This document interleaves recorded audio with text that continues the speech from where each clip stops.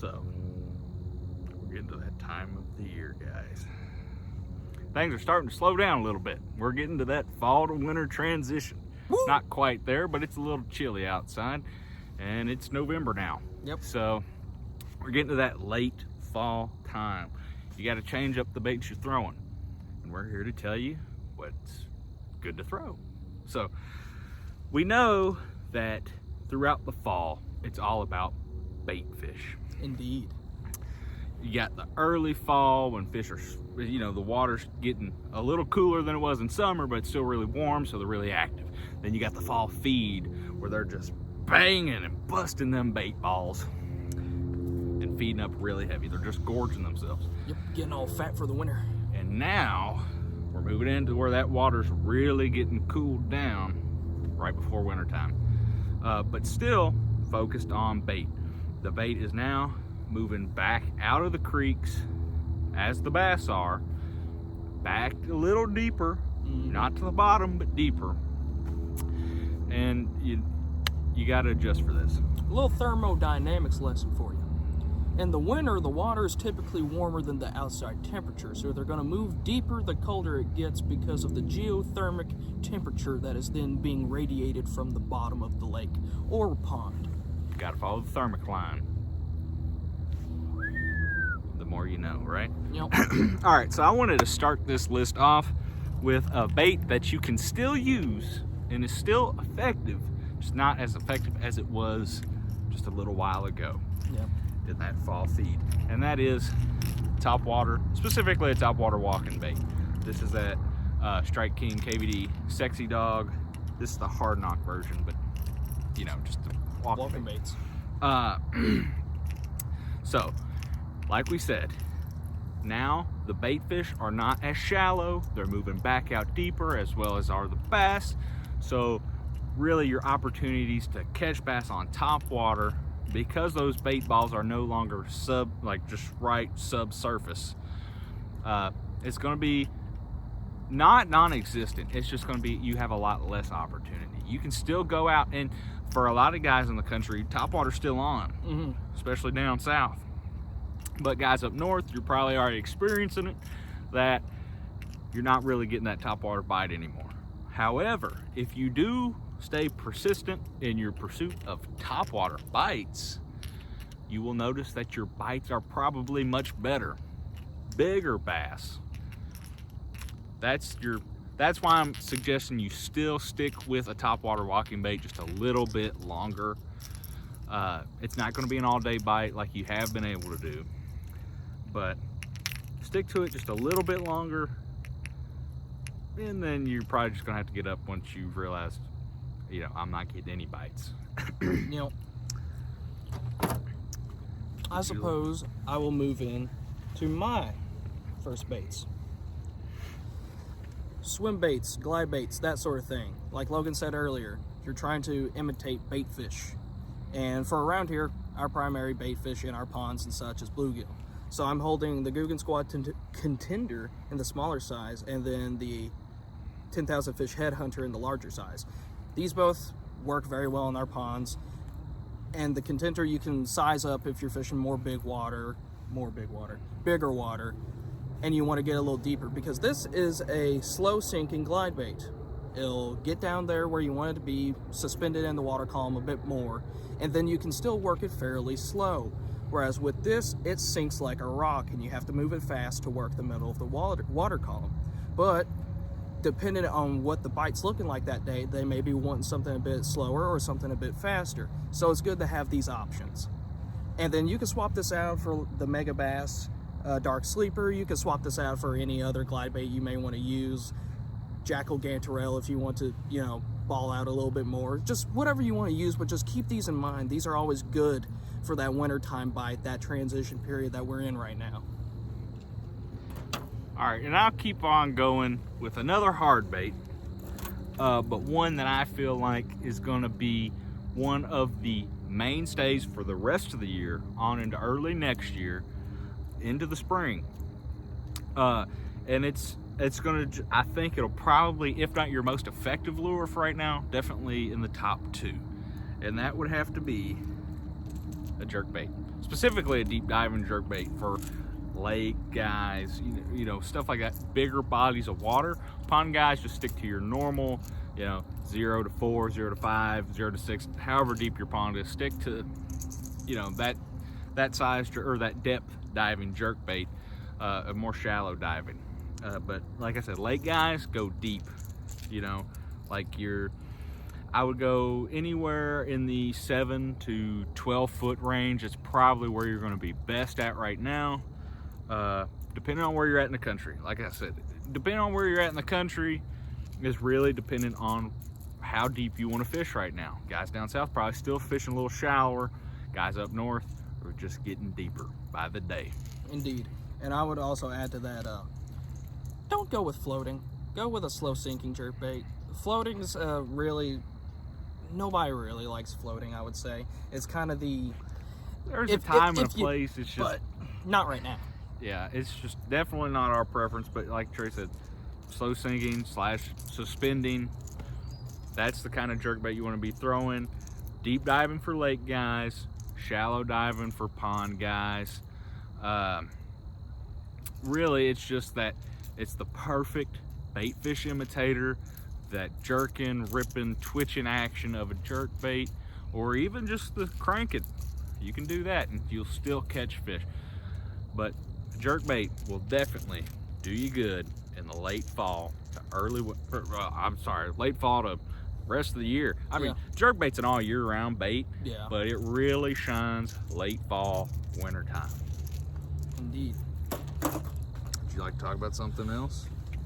I will go on to the underspin with a little paddle tail kicking behind it. Another really good bait fish imitation. And this is an all-year bait for me, but again, in that, you know, time period where bass are feeding up on bait fish, you kind of just want to work with that, and that's a good way to do it. Have a weighted head with either a Colorado or typically a willow blade spinning under it, and then an open hook, and you just work it almost like you would just cast and retrieve. Pull it near structure, over top grass, do anything you really want to. You can't really fish this thing wrong, in my experience. It just catches fish.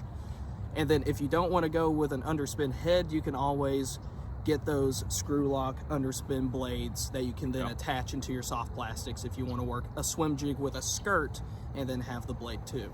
I think we mentioned that in a previous video. Yeah, I think so. But just something good, keep it on you. Keep it tight on. Never know when you may want to throw it. Yeah, you hand me that for a second? Yep. One more thing just to expand out of the underspin. Just go with a little soft plastic swim bait, just like that. You know, underspin, super effective. Belly weighted, super effective. Just put it on a jig head, super effective. I think soft plastic swim baits, just all around, are gonna help you tremendously in imitating a dying or a fleeing bait fish right now. It's just how it is. It's just how it is. But to move on to the next bait, I'm going to go with a spinner bait. Again, bait fish. It is what it is in the fall. And that's exactly what that's imitating, a school of bait fish. In a spinner bait, a benefit of the spinner bait is how snag proof it is. You hardly ever get snagged up on a spinner bait. Just the way they're built, you can pull them through grass, you can pull them around wood, and you don't have to worry that much about getting it hung up. And you got, like we said, on here, there is a single willow leaf and a single smaller Colorado blade. That's a kicker blade. However, for this time of year in your clearer waters, I would definitely recommend a double willow leaf blade. This one I grabbed, sorry. But shad patterns for lakes that have shad, you know, which shad patterns will still work in a pond. So, you know, but try and match the hatch as best you can. Bluegill patterns, you know, a little bit more chartreuse in there, green pumpkin, stuff like that will do you well. Stained water to dirtier water, super dark like blacks, or chartreuse, straight chartreuse. It works good. And I would opt in for bigger Colorado blades on that, giving it some extra thump in that clarity. Absolutely. Absolutely. So now we've done, what have we done? Actual big swim baits, well, you know, relatively. Soft plastic swim baits, topwater, spinner bait, jerk bait. Now it's time to work the bottom. Yep. So our one bottom bouncing bait, bottom contact bait, and that would be jigs. And I think we can go at this one together. Yep.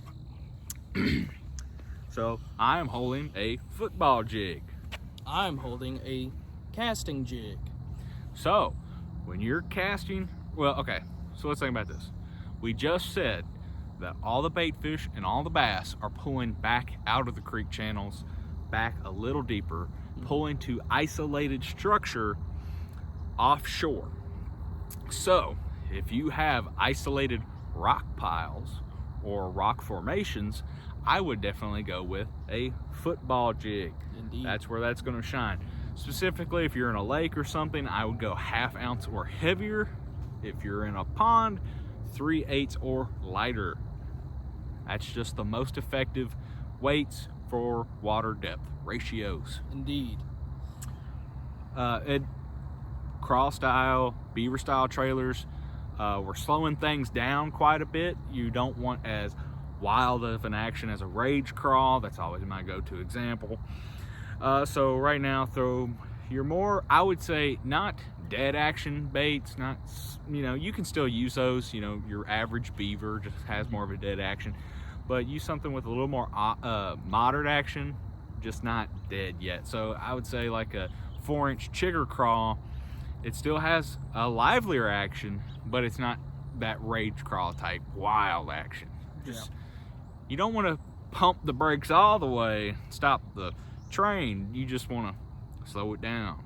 Yep, it's not quite to the just completely dead time of year. Right.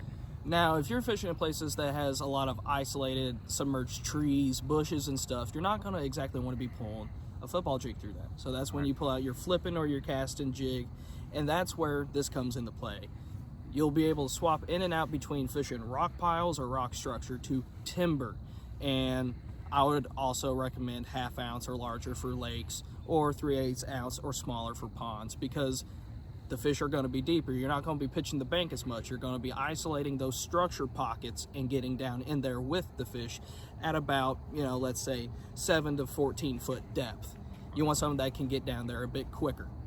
And again, this is all dependent or depending on where you're at in the country. If you're in Florida, your lakes ain't that deep. No. So you're going to have to adjust, which you guys, you do have a winter transition. It's just not as drastic as the rest of the country. So it's not going to affect you. But here in Kentucky, you know, we got to adjust for this, just like most of the country does. We're just a little slower than up north, but we're a little quicker than the deep south. Indeed. But like we said, football head, not good for soft bottom, not good for a round wood, stuff like that. Rock piles, isolated, just rock structures, okay? Stuff like that. Casting, pitching, flipping jig, whatever you want to say. Yep.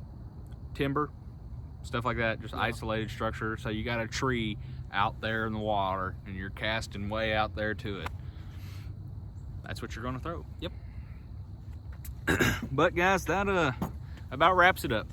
So remember, I think soft plastic swim baits like a Kitech or Rage Swimmer type trailer, or well, not necessarily a trailer, just throwing it on an underspin or something like that. Yep. That is going to be probably one of the most effective. Following that is the jerkbait, spinner bait, and then we got jigs, and then glide baits, that style, soft plastic swim bait or soft body swim bait. And then, did I say jigs already? I don't remember if I did or not. I don't remember either, I'm not gonna lie. Those jigs, the football jig, the pitching jig, and then again, don't quite give up on that topwater walking bait yet. You can still get bites. You can get big bites. Indeed. You might just get fewer bites. Yep, just kind of got to rethink like in terms of the water column, where you're going to be specifically targeting. Instead of the top and the bottom where you would in, let's say, summer or early fall, focus more on the middle. Doesn't mean the bottom or the top aren't going to get bites. You're just going to get a primary majority of your bites from the middle of the column. Right. So, middle to high middle. And, you know, the one exception to that was the jigs, because there will be structure out there that bass are stacking up on, and that jig can be effective in casting around that structure and pulling them bass out. Same with the topwater. Same with the topwater, exactly. There's always an exception. Now we have a top of the water column exception and a bottom of the water column exception. Indeed. It is what it is. So I think we're going to wrap it up here, guys. Just remember, like, subscribe, ring that notification bell. Indeed. Like too. Ding ding, you know, whatever it is. Set it to all or not, whatever. I know if you guys set it to personalized, sometimes it just doesn't give you all the notifications. And we want y'all to see our videos. So hit that subscribe button, make sure it says all notifications, and enjoy. If you are in Kentucky and you got someplace you want us to fish, let us know. Indeed. We will try and make it to you. If you're in Pike County or something, it might take us a while. Yeah. But and just to let you guys know, I kind of want to start talking about this now. That way everybody knows. We don't have, you know, we probably have a month and a half left of effective bass fishing. You know, we might be able to get out a couple times after, you know, maybe halfway through December, but it's not looking good. No. It never is, though. Plus, it's extremely cold. Yeah, it got cold quick this year. Last year it wasn't as bad, but it got cold quick. They're calling for us to have a harsher winter than we normally do. So what we're going to do in December is we're going to try and release a video every day in December. They'll just mostly, strong majority, 99.9% be talking head videos like this one. We're going to try and do some unboxings for you. I know a lot of people are interested in those like mystery tackle boxes, stuff like that. We're going to try and do one of those a week. We're going to try and do some more deep dives. If you don't know what our deep dives are, we have done one so far. We want to do at least 4 more in December, so you can go and check that one out up here, this little link thingy, and enjoy it, and then stay tuned for us in December. Because we're really looking forward to it. Video every weekday in December, excluding Sundays and Saturdays, because those are the Lord's days. Okay, gotta respect the Sabbath. Yeah, son. Also, let us know if you want to see us target any other species primarily besides bass this coming season. If y'all want to see us try our hand at some fly fishing for some trout, or going to, you know, just primarily going after like catfish for a few videos, just let us know. You know, we grew up pan fishing. We're really, what we grew up doing is just fishing for whatever we could catch. So it wasn't really till the last couple of years that we really just dove headfirst into bass fishing. But we like largemouth fishing. We like smallmouth fishing. We like trout and panfish. We like catfish, all that junk. So let us know what you think, and we'll see you next time.